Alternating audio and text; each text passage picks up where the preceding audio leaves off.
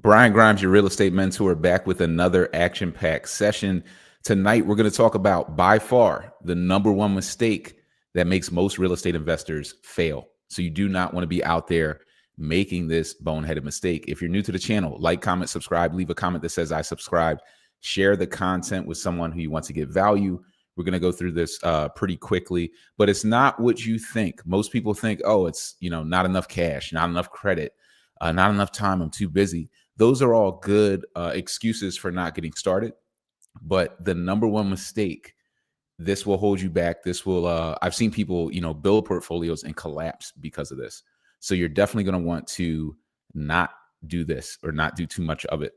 Guys, if you're like most new real estate investors, you're probably struggling with a bunch of stuff, finding profitable deals, finding tenants in tough markets or with difficult strategies or short-term rental strategies, running comps, knowing your after repair values, your ARVs, just knowing your numbers, managing contractors, managing different relationships that are out there, building rehab budgets.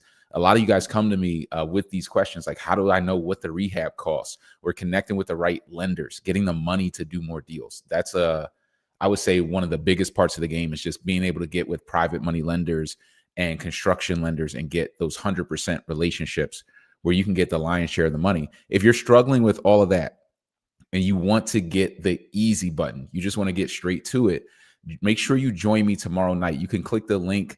It should be pinned in the chat on the 247 cash flow training DFY. Click that link, tap in, join me tomorrow night at 7. And we're going to talk about how you can get a hands-free rental in the next 90 days. Some of you less. We had one guy recently tap in, and he got a rental in about 14 days with our done for you real estate investing system. So you invest, we kind of do all of the hard work for you. If you want to learn more about that, just reach out and tap in tomorrow night and click that link. You have the website there as well. Let's get into some quick mindset and then we will jump into this. There's 2 words I want you guys thinking about this week when it comes to mindset. There are 2 types of investors out there. There are the someday investors. And then there are the yesterday investors. Yesterday is my favorite word in real estate as an investor. But the someday investors are, if you ask them, hey, when are you going to go and make this happen? When are you going to pull the trigger? When are you going to get a deal done? It's always someday. And there's always some reason. There's, a credit score or, some liquidity event that's going to happen. Or, they're waiting out the market. They're waiting for the right time. They're going to move. They're going to make this happen, that happen. They're the someday investors. One day in the future, when the stars align, they will get up and take action. And those someday investors, they're kind of always someday investors. They never get started, or they end up with maybe 1 or 2 properties and they burn out because they're constantly waiting for the conditions to be perfect to get things done. And real estate, as you get more advanced at this game, you'll start to learn that there are never perfect conditions. There are no perfect conditions in this game. There are just people who navigate better than others, regardless of the conditions. They're basically like, they can navigate the sea better than you. It doesn't matter if there's a storm or if the water is calm. They're just a better boatsman than you. So, or captain than you. Then we have the yesterday investors. Yesterday is my favorite word because as an investor, you want to be like of the yesterday mindset. When are you going to scale up? Yesterday. Like, I'm ready to get started right now. When do you want the rehab done? Yesterday. When do you want to get more rental properties? Yesterday. I'm ready to take action. I'm on the edge of my seat. Because when you're in that mindset, things will come together. Relationships will come together. Lenders will come together. All of your obstacles, your someday obstacles can dissipate with a yesterday mindset when you're looking for the answer, where you're ready to get to the action right now. So measure your own mindset. Do you have a someday mindset as a real estate investor? Are you waiting? Are you stuck? Are you waiting on the credit score to get better versus learning how to invest without the credit score? And then when it improves, it improves. It doesn't matter. Are you a someday investor or are you yesterday? Are you taking action? Are you right there? Are you ready? I would recommend being a yesterday investor right now because of what's going on in the market, how rates are going to fall, how prices are going to change, and the price changes that I'm seeing right now. There are some unbelievable opportunities. I'm seeing multifamily properties you could buy in shell condition for $100K that have after repair values in the $600,000 or $700,000 range. I'm seeing it like right now, right in front of everybody's face. And most people, because they are waiting for that perfect day, they're missing out on today's opportunities. And you have to understand this about real estate. It's always cheaper today. The pricing is usually cheaper today than it will be someday in the future. The cost of construction is always cheaper today than it will be someday in the future, which is why you need to get to it. You need to get those deals before the costs go up and you get squeezed out or pinched out by bigger investors or hedge funds. So shift your mindset if you want to get results. Half of the reason, I would say 90% of the reason most people aren't getting results is because they can't get off the sideline. No matter what you do, no matter what the opportunity, no matter what the rental property, no matter what the buy and flip, no matter what the wholesale deal, they can't get themselves physically off the couch. That's why something like Done For You, where you can just get hands-free, it can help you to accelerate. But your mindset is everything. Even to choose Done For You and have somebody step in and find, finance, rehab, tenant, and manage properties for you, like we do with our Boots on the Ground program. Even to choose something like that, you still have to get off the sideline. You still have to make a call. And I'm here to tell you, most people just can't. They're just stuck. They're stuck in quicksand. Guys, if you're getting value, like, comment, subscribe, leave a comment that says I subscribe, share the content with someone who you want to get value, and stay locked in. If you're interested in any of our programs, we have the Boots on the Ground program where we find, finance, rehab, tenant, and manage properties for you. 100% done for you. Premier Markets, Philadelphia, expanding into Baltimore. And then we have our plug and play program. We can find profitable off-market deals for you anywhere across the country. And we have our next real estate ride-along tour. If you just want to spend the day with me touring properties, we usually see about 15 to 20 properties in different phases of full gut rehab. If you want to learn this game hands-on, reach out, DM me, ride along. I recommend you come out to that. I'll post testimonials and things on the IG channel and YouTube channel at times, so you guys can check those out on the shorts. What is the big mistake? Let's get straight into it. What is the big mistake that I've seen many, many investors make, more than I care to count? And how can you avoid it? How can you not make this mistake? And I'll tell a quick story. Like growing up, I knew a few guys who were into real estate. One in particular had about 10 properties at the time. And let's say he was in his mid to late 30s. He was doing it all himself. I mean, he was Mr. Fix It. I will give him that. Like, he was doing the plumbing, he was doing the electric, he would get up on the roof, he could do the drywall, he was finishing, he was the mason, he was answering the phone when the tenants called. He was doing all of this stuff, right, himself. And I watched him go up, 5, 10 properties, 15 properties, and then he hit the ceiling. Then he was down to 12. Then he was down to 8. Then he was down to 3. He started giving them back. And I was just like, well, what's going on with that? And as I got older and started to analyze it, it was really that he burned out. He burned out because the big mistake is making real estate a second job instead of viewing this as if you were the founder of a startup, which is, these are more mindset shifts, but they have tremendously different trajectories when you carry them out over the course of 5 to 10 years. So most of us view real estate as some form of a second job. The reason you can't get results and you can't get unstuck from this someday mentality is because you look at real estate and say, I'm going to do it all myself. This is 95% of people. I'm going to go out and do this all myself. I'm going to become a real estate investor. That means I need to learn how to build houses myself. I'm going to go out and just figure it out myself, even though I don't know what I'm doing. And then there's some fear there because you don't want to make mistakes. And for the successful, this is the scary part. Even for the successful who go out, who get burned by contractors, who buy bad deals that they thought was a triplex and it's a single family, that do all of these different things and then come back and survive and get to the next level of even having 10, 20 properties, they still burn out because they build the business in a way where it becomes a second job, where they're answering the phone, they're managing the entire business. They don't even have any virtual assistants, nothing in place. no systems in place, finding all the deals themselves, no relationships in place, doing bad financing. It becomes a second job. Or if you are wiser, if you'll see people who have had a mentor step in and accelerate them, they will view themselves as more of a startup founder. A startup founder is not trying to do any of it themselves. They're only doing parts of it themselves so that they can learn it well enough to hand it off to someone else and then train them into it so that they can scale.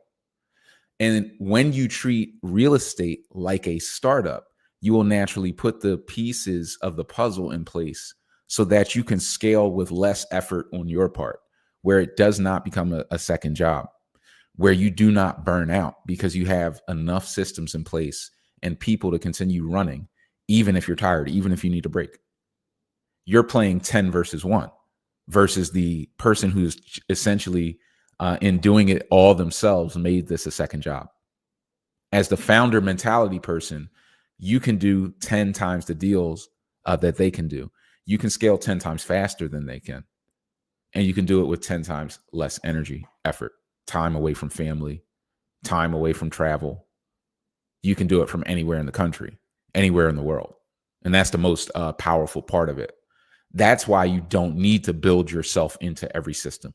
How could you be a real estate investor from anywhere in the world if the real estate requires you to physically be there? You can build this thing in one of two ways: the way where it requires you to physically be there, or the way where it doesn't. So if you want to be smart, then do it in the way where it doesn't. Build it that way. It's going to take the same amount of time, energy, and effort. In fact, it'll take less because you'll start going faster. The faster you go, the more deals you can do, the bigger the team you can build around the deal flow.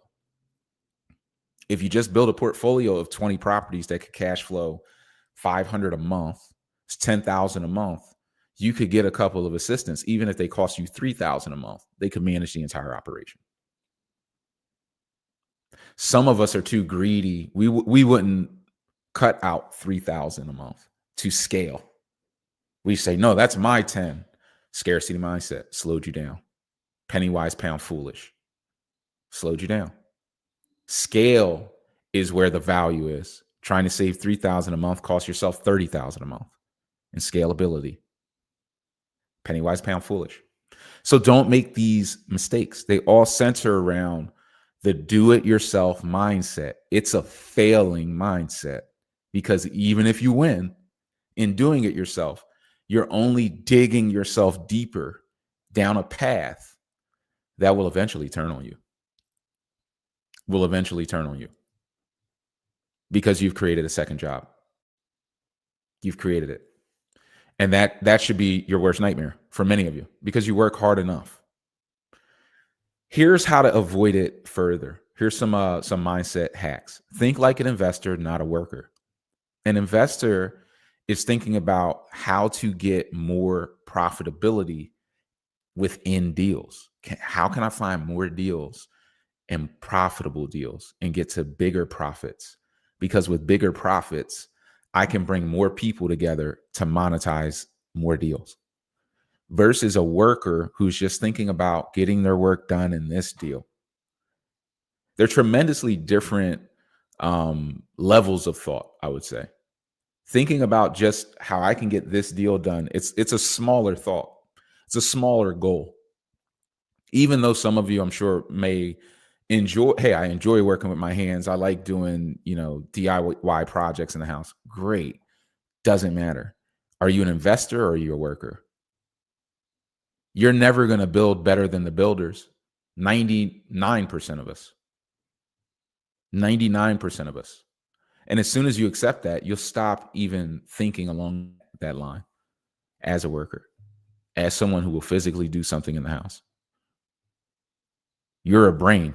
The bigger you can think, the more money you can make as a real estate investor. You're really your own limit. Real estate mentorship is there to educate you to a level where so that you can think clearly as an investor. It's really what it's about. What's the difference between a wannabe investor and an investor? Confidence and clarity.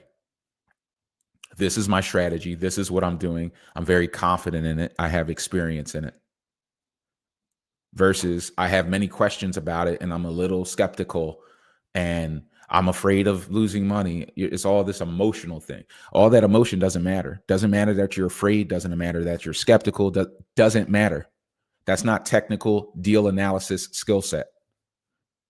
Being afraid and being skeptical does not help you to learn how to analyze deals, to find profitable deals. That should be very clear, hopefully. Being skeptical, being afraid, being nervous it's not going to get you a deal. It's just not. It's not an energy that attracts deals. So you can keep walking down that path of just being stuck in skepticism and fear and doubt and what if I'm not ready? What if the timing's not right? And all the questions. If you have a lot of questions, go get a mentor so you can run out of questions. Go get somebody that'll work with you one-on-one so you can run out of questions. Because as soon as you run out of questions, the only thing left is action.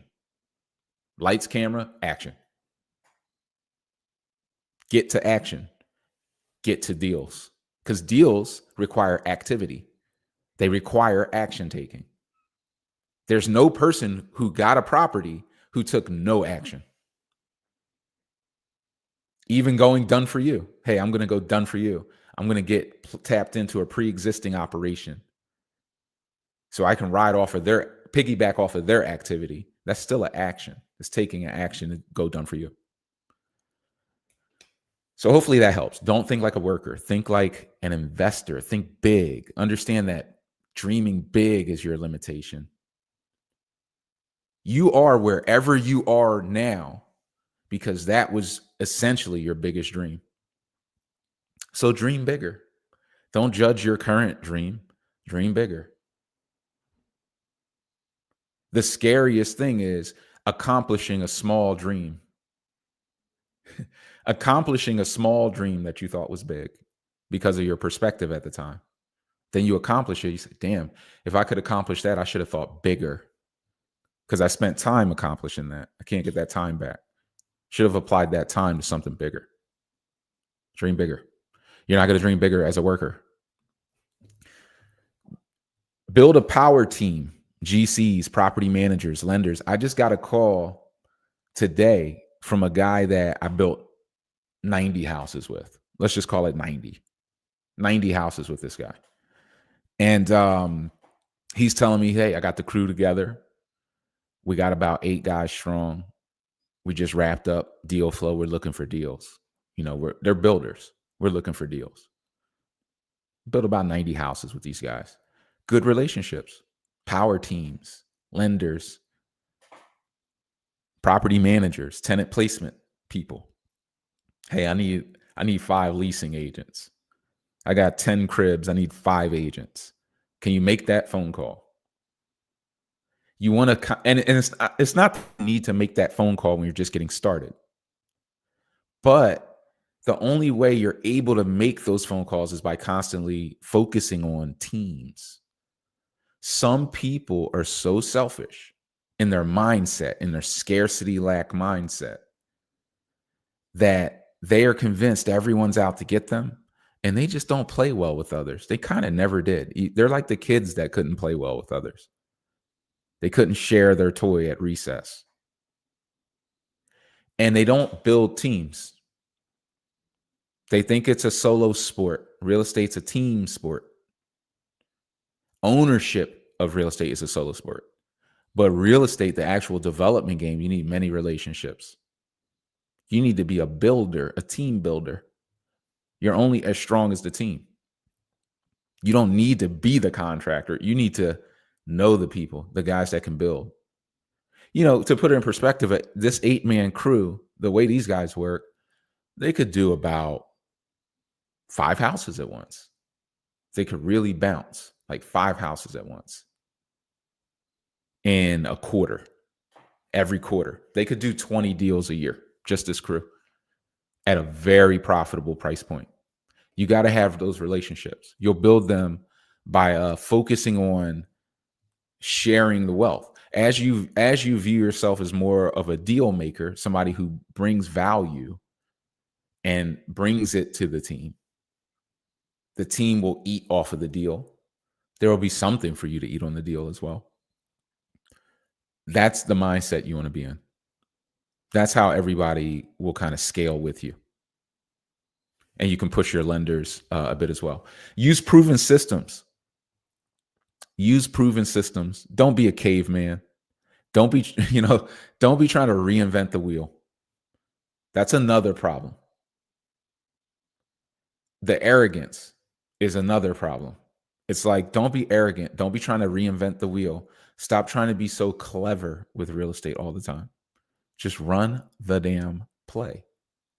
It's kind of like football. It's like, what are we doing? We're sweeping left. So what do? Well, we're going to block to the left. You run left. That's the play. For some people, it's not sophisticated enough. They want it to be more difficult. They want to reverse engineer it and reinvent it. And that stops them from getting started, or just gets them into a bad deal. It's a bad mindset to take with something as old as real estate. It's been around longer. It's very predictable with certain strategies. So you want to learn those strategies. You want to have proper deal analysis and formulas. You want financing playbooks. You want to know how to get into a repeatable system. That should become your obsession as a new real estate investor. Is what strategy can I get into? What's the strategy?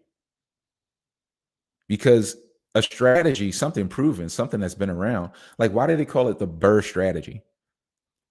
I've never heard people just say it's the BRRRR: buy, rehab, rent, refi, repeat. It's just the BRRRR. No, it's called the BRRRR strategy because it's a true strategy. It's a system. It's a process that's repeatable.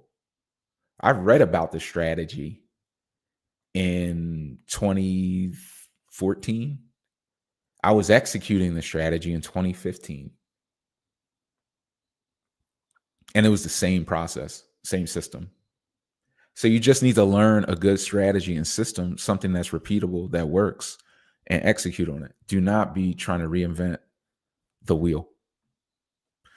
And then lastly, focus on cash flow and long-term scalability, not just the numbers on one deal.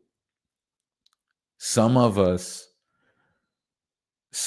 are a bit obsessive. As someone who's obsessive compulsive, which I would say I can be with certain things that are of interest to me. Some of us are just OCD, and this can bring that out of you.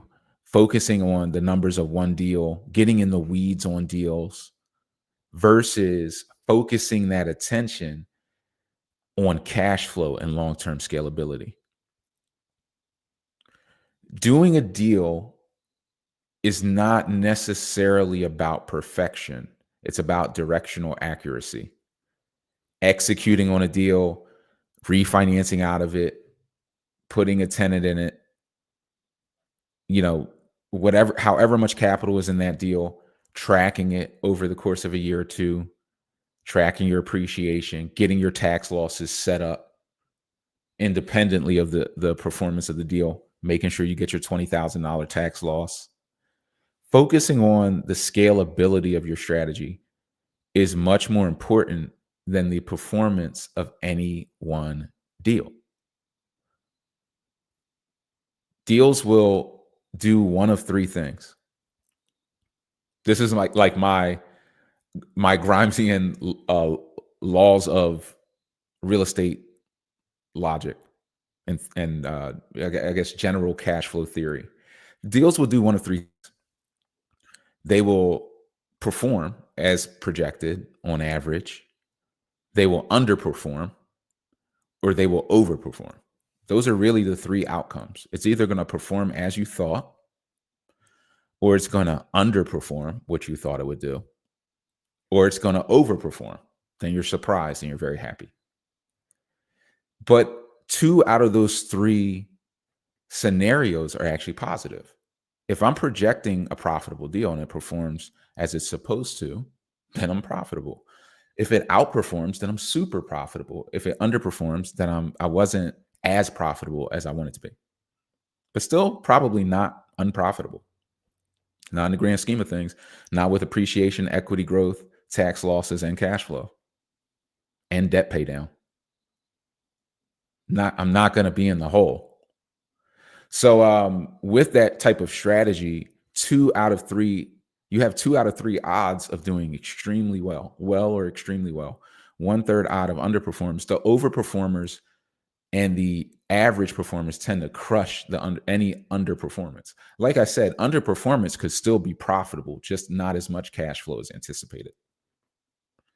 So focusing on how to scale that operation is the win, because sometimes people will, at this level of deals, when I'm doing one at a time, or I'm doing one, then two, then three, then four. I'm not doing multiple deals at once. I'm not building 4 houses at once, 5 houses at once. I'm not hitting the market, right? I'm not at that scale yet. Then every deal feels like life or death, every individual one. And you can get stuck in that. You can get in the weeds on that, when the real value is in simply the strategy and being able to project reasonably well so that you can hit your buy box and profit target consistently. It's almost like making a jump shot. You don't got to make every shot.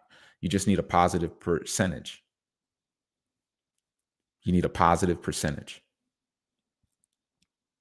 So you need to, if you want to accelerate, focus on the cash flow. Focus on your ability to team build, project, analyze deals. Get into that. Get out of the mindset, which is a wasted energy of skepticism, fear, doubt. It's just a wasted energy. It's cool. It's cute. I'll give you that. It brings the drama. It got great stories. It gets your heart pumping. It's fantastic. But it doesn't materialize a deal. You just got to get the knowledge of how to analyze them, how to find them. And you'll learn that either by doing it or having it done for you. You probably will learn it better, in my opinion, by having it done for you. You could learn through doing, but most people are super busy. They don't have the time. They don't have the time to waste.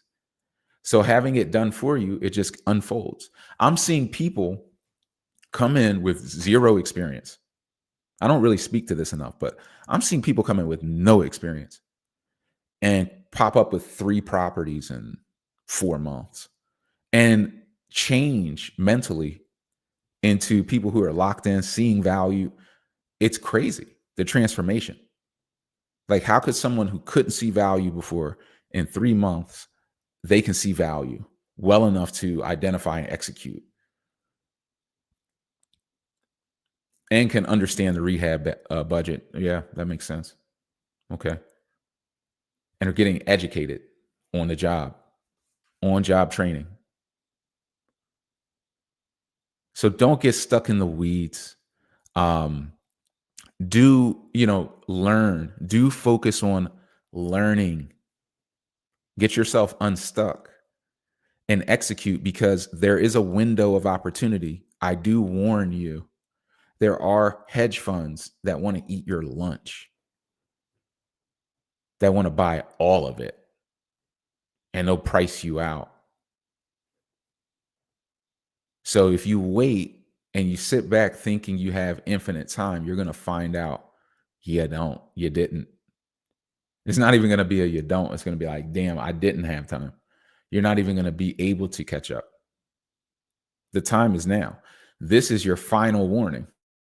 No, that's what it is. If you miss it, you miss it. But that's the thing about you missing it, is you missed it. The others ain't missing it. There are people who are awake. There are people who are really, really executing right now at a high level. It's great to see.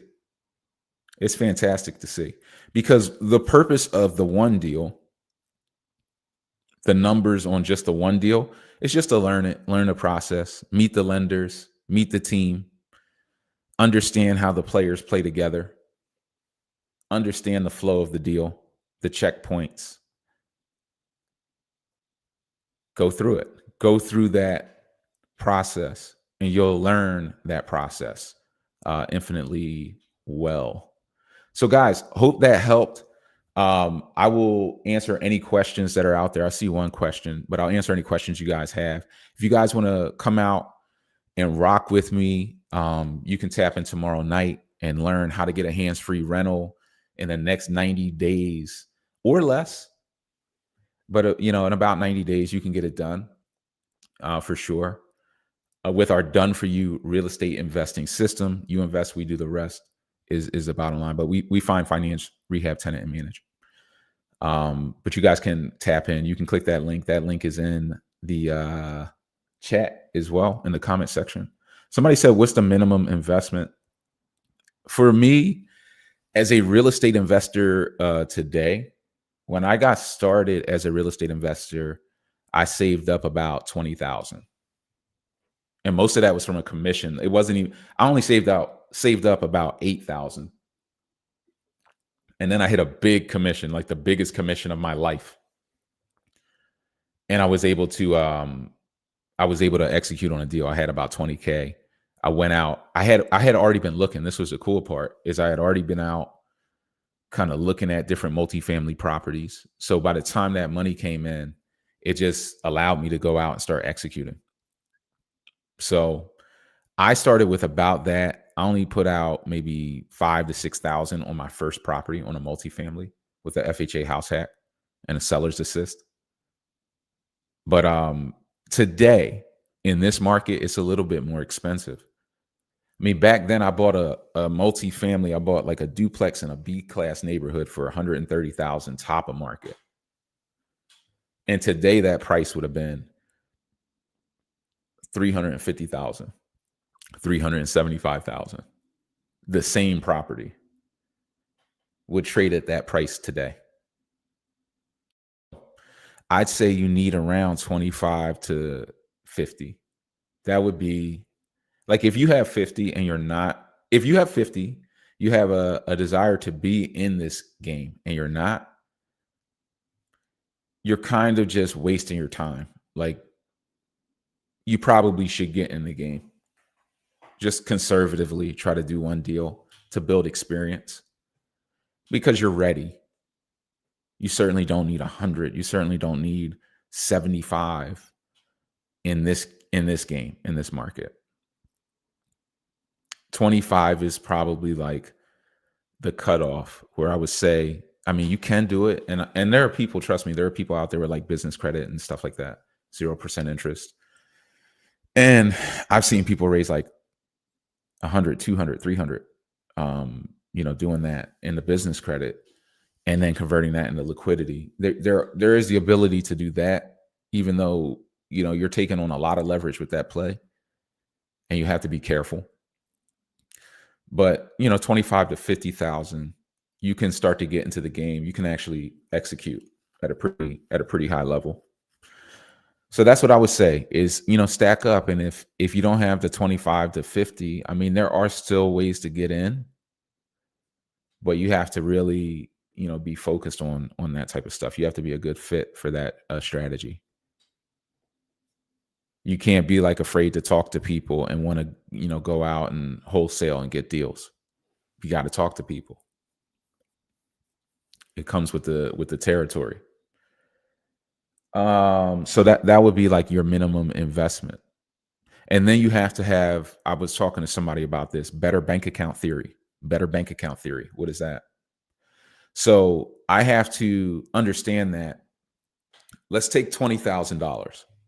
So $20,000 in your bank account, whoever you bank with, it looks good. It looks nice.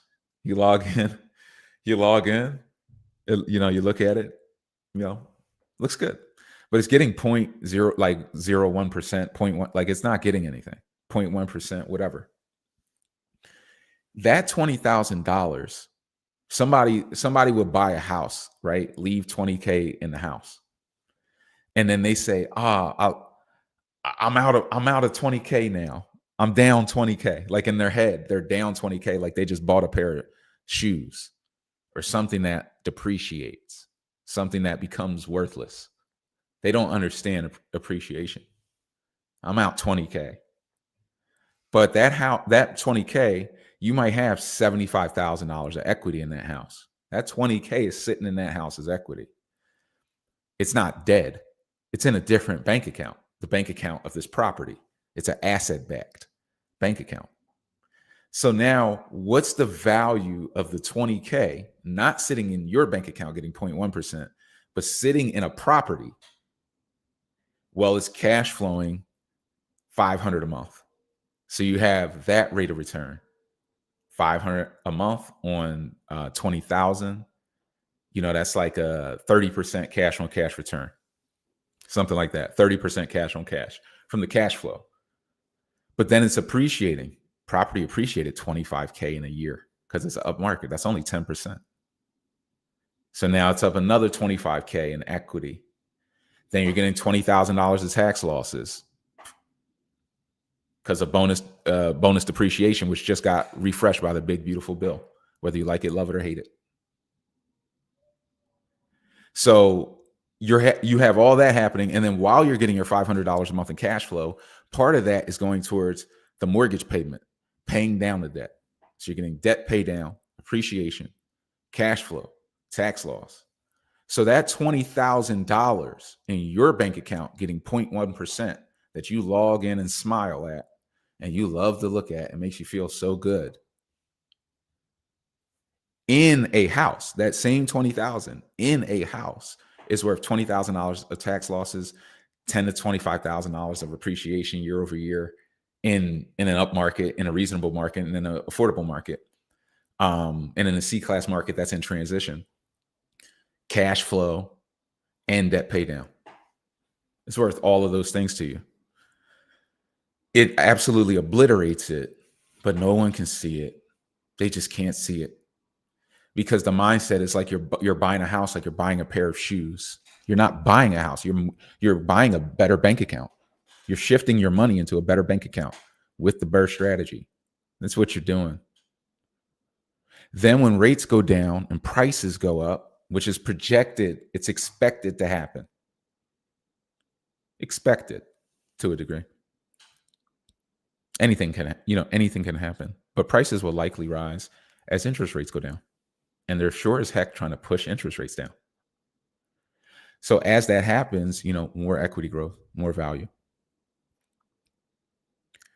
It's a good, it's just a better bank account. It's a better bank account. So you have to have the better bank account theory. And you have to trust that, because that's the truth of the matter is you're better off with a bunch of rentals than you are without them. What are you going to get? Social Security? Like, what are you going to get? You're going to get that cash flow, whatever you built, or you ain't going to get nothing. You have to push it to that level. So that's the game, guys. Let's see. We have a greeting, shalom. Listen, everyone, my apology for the late arrival. How to buy a second house using the first home. It depends on when you bought the first home. If you bought the first home long enough ago, then you probably would have some equity. So you can get a home equity line of credit, take that capital, and acquire more properties. I've seen people do this in California because the market was so hot for so long. Many people have $600,000 to $800,000 of, credit, home equity line of credit in California. If they were wise, they take part of those credit lines and go to the Northeast, where you can still buy properties for $100K, $150K, and you can go buy properties and then value add them, refinance out, put it back in the equity line, or as much as you can. Once again, if you leave 20 in, you pay it off. Whatever it is, you work the equity line. You use your property to print more properties because it's safer. It's diversification, and you can build cash flow, especially if you're doing it in affordable markets. Do it in affordable, markets that are likely to appreciate because they're undervalued. Don't know where? Go to a major city where things may be undervalued. That may sound difficult to some though. There are ways to do that research and identify. So, that would be the strategy, is to, do a home equity line of credit, not a cash out refinance, or not a refinance, because you don't want that debt out there. Once you pull it out as debt, like a mortgage, you got to make payments on it. With the HELOC, if you don't use the money, you don't have to, be spitting out a bunch of cash. So now it's just a line of credit. You can utilize it or not. That's your choice. So that's what I would say there. How do you feel about investing in multifamily above the Fair Hill neighborhood in North Philly? Fair Hill. I just want to confirm, Fair Hill, Philadelphia. Yeah. What do I think about buying multifamilies above Fair Hill? So you're thinking south of Temple Hospital. I know the pocket you're thinking of. I kind of like it. I think long term, that area is going to build out. You're still waiting for Temple Hospital to explode. It's been so long. Like, they talked about Temple Hospital for like 5 years, and it just never took off. So they stopped talking about it. But inevitably, somebody will start talking about it again, or something will happen. And that area is pretty prime. You have bigger properties there, and the multis can trade high. The good thing is there's a good enough inventory of multis where if they start going, it'll create a feeding frenzy. Though right now the maximum multis in that zip code will trade at like 400K. That's extremely undervalued. And it's very easy from a cash flow perspective. Let's keep this in mind. If you went half a mile south of Fair Hill, the multifamilies would sell for, well, let's call it a mile south. The multifamilies would sell for like 600,000 easily in their sleep. And the rent is about the same. So that means most people that will buy them, even as investors, will park enough cash in them to cash flow even at 600K. So it's very easy for a neighboring market to go up, and it's going to happen. And this is really how it happens. Some investor just catches the wave. So some investor who's looking at deals, they're going to come across it and say, basically the market's going to get to like 475, where you can buy them for 150 and put in 200.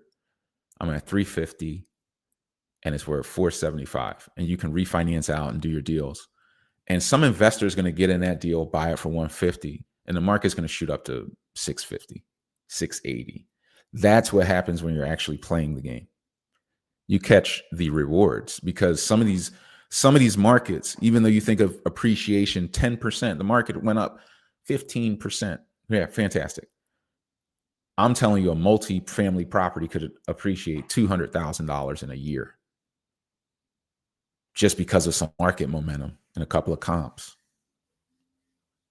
But you got to be in the game, and that'll happen to you. If you had 15 properties scattered site, you would have some properties that doubled in value in 5 years. And you're like, I didn't know the neighborhood was going to do that.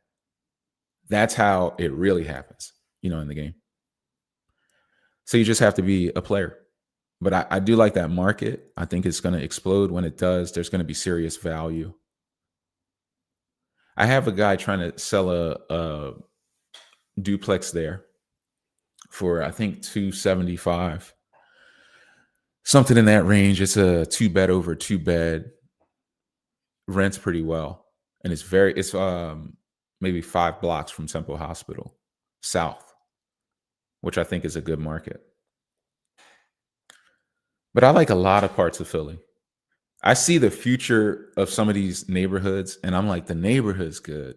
It has the elements, and it's going to turn over. And when it does, some of these markets have a great proximity to many things, hospitals, public transportation, shopping centers that will be revitalized. Some of these neighborhoods are really good. Based on what you're currently seeing, which neighborhoods or zip codes are great for acquiring cash flowing properties and which areas make more sense for fix and flip opportunities. I would say, from what I'm seeing, wet parts of West Philly, maybe like to 48th Street, south of Walnut Street, Cobb's Creek, getting closer to University of Penn, Drexel. Those markets are hot. Those markets are like nothing I've ever seen in Philly. Seeing like this, it's like discovering something in Philly. Like, I don't know people are living like this in West Philly. You combine some of those neighborhoods, good to flip in. South Philly can be good to flip in because South Philly has a lot of families, man. A lot of families, working class families, and good neighborhoods. So it's very, it can be very B class. Yeah, I would call it more like B class. So South Philly can be good to flip in. Mount Airy, some of the B plus areas, A minus areas. Germantown. A lot of people love Germantown, especially the nicer parts. So that can be a good place to flip in.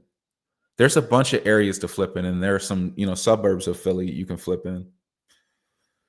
I would just say, you have to feel out the market. You want to flip on really, really good blocks and in good sections because the market has become more of a buyer's market now. So it's just a different market. But on the other end of things, I'm actually seeing market rents catching up with Section 8, and I'm blown away. Section 8 increased their rents 60% in 2023. And it took the market time to catch up. Like a 60% jump above market is crazy in 1 year. But the market has now caught up. So I'm seeing the market, hey, this guy was in Southwest Philly, $2,500 a month for a 5-bed. I was like, damn. And I saw the 7,500 come through. First, last, and security. Like, damn. They're paying that much for a 5-bed? I mean, a 5-bed would have been $1,675 not too long ago. So the market is up there. So a lot of these markets are good. Some of them are good for flipping and holding. There are some markets, I would say mostly in West Philly, where they'll have what I would call a dual deal, where it's like a 45K flip, but if you hold it, it'll cash flow $400 a month. Something like that, which they're interesting because then you can try to flip. If it doesn't hit, you can refinance and hang on to it. And it's going to go up because in a market you would even attempt to flip in, there are going to be reasonable comps creeping into the 300,000 range, 320, 350. Those comps are going to hold for your rental. So even if you turn into a rental, your cash flowing 400, the rents start going up. Now you're cash flowing 700 and your property's worth 80K more based on comps because valuations are different between, what you could appraise for versus what you could sell for actively in any market are two different things. But your rental property is based off of the value of your rental is based on what it would appraise for, which it could appraise much higher with a reasonable appraisal. So good markets, lots of good markets to rent in, some good markets to flip in. I think you want to be strategic. I want the neighborhood to sell the property, and then I want the property to sell the property. That's how I feel about it in layman's terms. I want the neighborhood to sell the property. Then I want the property to sell the property. Versus in a tighter market, the property can sell the property. So you just have to be strategic. I think you should buy with the end in mind. So I want to buy to rent, or buy to Section 8, or buy to room rent, co-living. I want to buy with the end in mind. It's going to help me to execute. And then there are some markets to avoid, like the plague, I would say, or some markets that aren't ripe yet. They're not developed yet. But even those markets, I'll say that even the markets that aren't developed yet, these are the markets that surprise you the most. These are the markets that 3X, because eventually comps hit and nobody's looking. It's kind of a training. You get trained not to look. You see the zip code, I'm not interested. It's not there yet. And then a year goes by and you miss the wave. You might miss the first run up. So you have to keep your eyes even on the bad markets. You need to watch them closer than the good markets, because profits get unlocked there. You only need, like, let's say a market unlocked and most people weren't looking, and you had the right strategy. You could buy 20 properties. You could buy 20 properties in 6 months and feed a crew through them.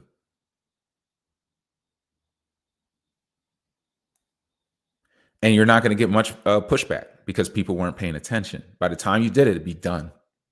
It's not that other people won't get in, but it doesn't matter at that point. You'll have the relationships to do scale. They'll get a couple deals. God bless them. God bless America. Everybody should eat. Everybody who's putting in the effort to eat should eat. You don't need every deal, and you don't want every deal. Every deal is not a good deal. But you want to be in the market. You want to be kind of watching them all, man. Watch them all, pull your comps, tune in, reality TV, tune in. You don't know what values will hit the market and how that will unlock things. There may be no 4-bed sales, then a 4-bed sold for $450, 1,600 square feet, 2-story. Where? And you're like, okay. And they're selling for $125. Okay. They only cost $90K to put together. All right. These are reasonable plays. That's how the game happens. You have to study the market, and you have to be ready to execute when opportunity presents itself, and it will. It's a market. It will present opportunity. You just need to be in a position to strike when that iron's hot. Get it done.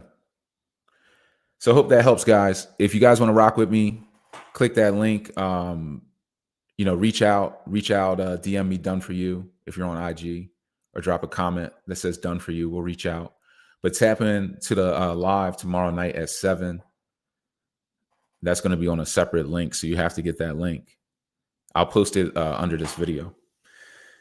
And get in the game. Whether you get in, yourself, however you get in, just get in the game. Because if you don't, like I said, the hedge funds are going to eat your lunch anyway. Then you won't have a choice. It won't matter. Understand better bank account theory. Understand the value of a deal. Understand that activity will get you to the deal. Sitting on the sideline, skeptical, fear, doubt will never get you to the deal or get you to experience. It's kind of a blocker to the even getting experienced. Yeah, Katrina said, that's facts. Be ready when the opportunity presents itself. Be ready when the opportunity presents itself. Luck is preparation. It's in part preparation. You know, you got to get prepared. You have to be ready. Go learn this stuff. You know, I would say there's more knowledge available right now than I've ever seen. There's a lot of knowledge out there. Most people just aren't tuned in. But you get out of your way, you know, or you don't. It's kind of it kind of is what it is, you know. So hope that helps, guys. Brian Grimes, your real estate mentor. I will see you guys on the next one.